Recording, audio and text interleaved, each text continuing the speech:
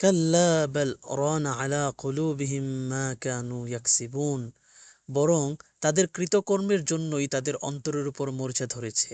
আসলে গুনাহ করা, পাপ করা এটাই কিন্তু সবচেয়ে বড় ভয়ের বিষয় না। সবচেয়ে বড় ভয়ের বিষয় হলো যখন কেউ গুনাহ করতে করতে সে গুনাহকে আর গুনাহ মনে করে না, পাপকে আর পাপ মনে করে না।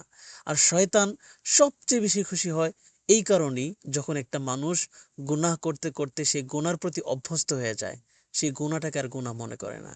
এজন্য আল্লাহ কোরআনে বলেছেন, কাল্লা বাল রানা আলা কুলুবিহিম মা কানু ইয়াকসিবুন, বরং তাদের কৃতকর্মের জন্যই তাদের অন্তরের উপর মরিচা ধরেছে। তাই এখনো যদি আপনি গুনাহ করার পর, পাপ করার পর আপনার ভিতরে অনুশোচনা হয়, অনুতাপ হয়, তাহলে মনে করবেন যে রবের তরফ থেকে আপনার জন্য এটাই সবচেয়ে বড় নিয়ামত। এখনো আল্লাহ আপনাকে সেই হেদায়েত দিয়ে রেখেছেন আল্লাহর পথে, আল্লাহর কাছে ফিরে আসার। তাই গুনাহকে আর পাপকে অভ্যস্ত করার আগে আগেই রবের পথে ফিরে আসুন।